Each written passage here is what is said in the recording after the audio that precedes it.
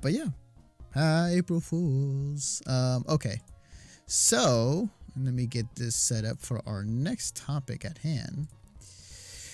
Okay, so get into the real news. News at 11. Sorry, I need to tweet this out. Doing a new thing. Okay, come on, baby. Don't ha. Yeah, I know. I am funny. Anyways. Okay, so this was reported. Oh wait, that's the wrong one. Whatever, I'll do that one. Sure, why not? Where is it? So this was reported, and this was actually much of the talk at GDC. Also, let me get that timer going. This is going to be for 10. Start. There we go. This reported off TheVerge.com, written by Nick Stat. Game developers look to unions to fix the industry's exploitative workplace culture. In the media room on the second floor of the newly renovated Moscone South exhibition complex, a wide-ranging and diverse group of game developers came together on Wednesday to voice interest in unionizing their industry. The discussion was billed as a roundtable event to be held during the Game Developers Conference this week in San Francisco. It was coordinated by the International Game Developers Association, IGDA, a nonprofit member group that formed in the 90s amid conversations about violence in video games, and it was moderated by IGDA President Jen McLean, with the point title Pros, Cons, and Consequences of Unionization. From start to finish, it was a tense affair filled with passionate voices, but punctuated at times by McLean's pronounced skepticism, mirrored in the telling interview she gave to Kotaku earlier this week, toward the benefits of unionization. It is the first of many promised discussions on the topic to be held by the IGDA, which does not, in fact, have leverage over game studios or publishers and is aimed only partly at advocacy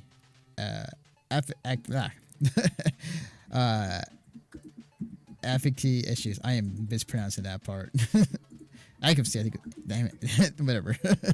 Basically, what I'm trying to say is that they are. Yes. God damn it. God damn it, Valera.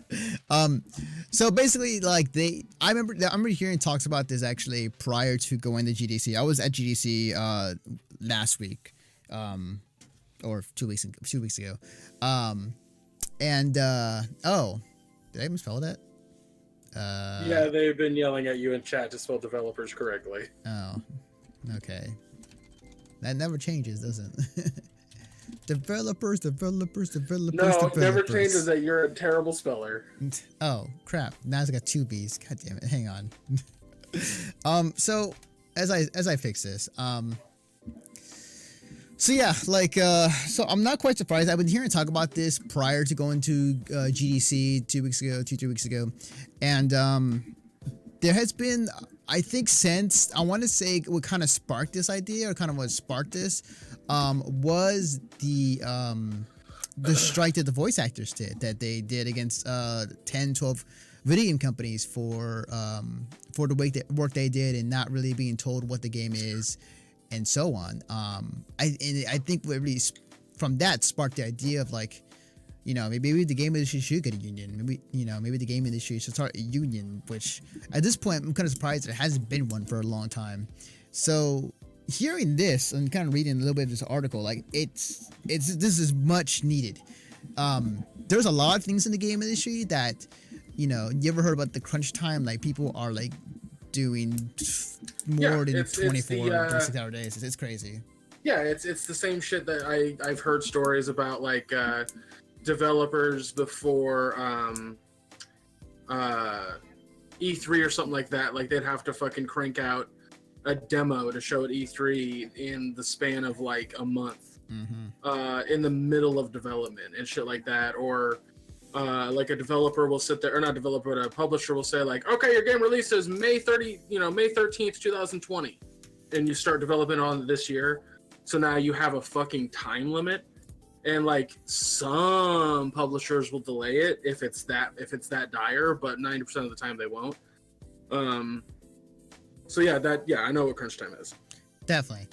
This is much needed. There are so many things that are out there in terms of like what people have said that like practices wise is not on every other given job. It would have been it would not have been a thing just in terms of how ludicrous it can become.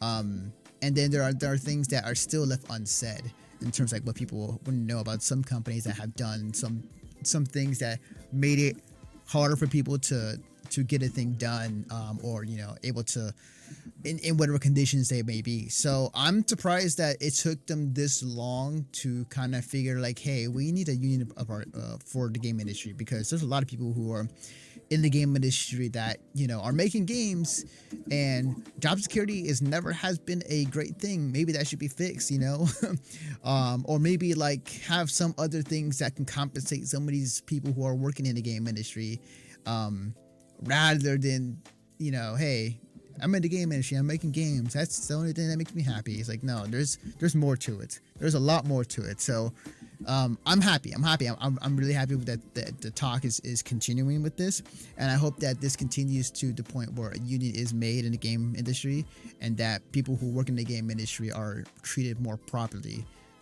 in all stages, whether it be top to bottom. So I'm really happy that this is definitely the talk that's been happening more and more.